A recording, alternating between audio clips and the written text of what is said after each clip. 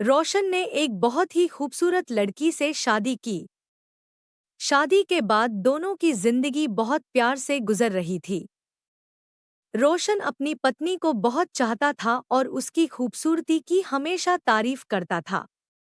लेकिन कुछ महीनों के बाद वह लड़की चर्मरोग से ग्रसित हो गई और धीरे धीरे उसकी खूबसूरती जाने लगी। खुद को इस तरह देख उस लड़की के मन में डर समाने लगा कि यदि वह बदसूरत हो गई तो उसका पति उससे नफरत करने लगेगा तथा वह उसकी नफरत बर्दाश्त नहीं कर पाएगी। इस बीच एक दिन रोशन को किसी काम से शहर से बाहर जाना पड़ा। काम खत्म कर जब रोशन घर वापस लौट रहा था तो उसका एक्सीडेंट हो गया। एक्सीडेंट में उसने अपनी दोनों आंखें खो दी। लेकिन इसके बावजूद भी उन दोनों की जिंदगी सामान्य तरीके से आगे बढ़ती रही। समय गुजरता रहा और अपने चर्मरोग के कारण रोशन की पत्नी ने अपनी खूबसूरती पूरी तरह गंवा दी। वह बदसूरत हो गई, लेकिन अंधे पति को इस बारे में कुछ भी पता नहीं था। इसलिए इसका उनके प्यार भरे विवाहित जीवन पर कोई प्रभाव नहीं पड़ा। रोशन उसे उसी तरह प्यार करता रहा।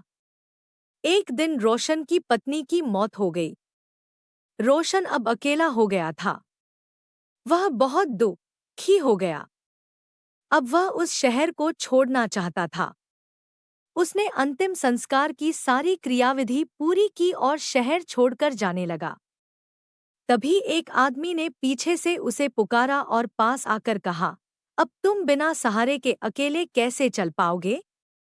इतने साल तो तुम्हारी पत्नी तुम्हारे साथ थी और तुम्हारी मदद किया करती थी। रोशन ने जवाब दिया, दोस्त मैं अंधा नहीं हूँ। मैं बस अंधा होने का नाटक कर रहा था। क्योंकि यदि मेरी पत्नी को पता चल जाता कि मैं उसकी बदसूरती देख सकता हूँ तो यह उसे उसके रोग से ज्यादा दर्द देता। इसलिए मैंने इतने साल अंधे होने का नाटक किया। वह बहुत अच्छी पत्नी थी। मैं तो बस उसे खुश रखना चाहता था।